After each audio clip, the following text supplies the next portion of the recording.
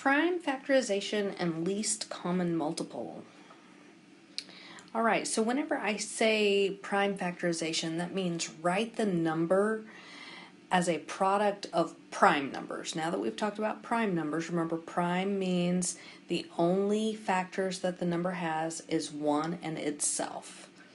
So we want to write numbers in terms of their primes. So if I am looking for the prime factorization of 48, I do what I call a factor tree. And I start off with a prime number that I know will go into 48. And I know that the number 2 will go into 48. So 2 times what is 48? 24. Now I always circle the numbers that I know are prime. Now 24 is composite, so I am going to do a tree for that number. So 2 times 12, and I'm going to circle 2. 12 is composite, so I'm going to do a tree for that number. 2 times 6, and again I'm going to circle 2. And then 6 can be written as 2 and 3. And I'm going to circle both of those. Now when you get to the part where you've circled both the numbers, then that means that you are finished.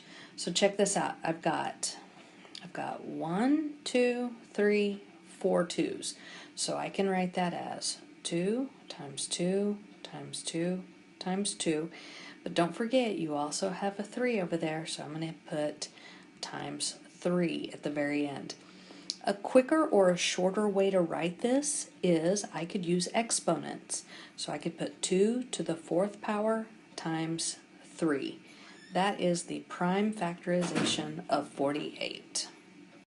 Okay, so now let's look at the prime factorization of 84. Again, I'm going to do a factor tree. So I've got 2 and then 42. Oh, I'm going to circle my 2 here. And then 2 and 21. Circle that 2. And then I've got 3 and 7. So 84 can be written as 2 times 2 times 3 times 7. Or a quicker way, or a shorthand way to write that would be 2 squared times 3 times 7.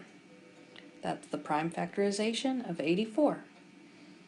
Okay, so to find the least common multiple of two numbers, the first thing I do is I list out multiples of each of the numbers and I see what the smallest number is that they have in common. So let's take a look at the least common multiple of 15 and 20. So I start by listing multiples of 15. I've got 15, then I've got 30, I've got 45, 60, 75, and I could keep going, but we may not need it if we're finding the smallest number that both numbers go into. Now I'm going to list multiples of 20. I've got 20, 40, 60, 80. Again, I could keep going, but have we found a number that they have in common? If you take a look right here, they both have 60 in common. So the least common multiple, or the LCM, of 15 and 20 is 60.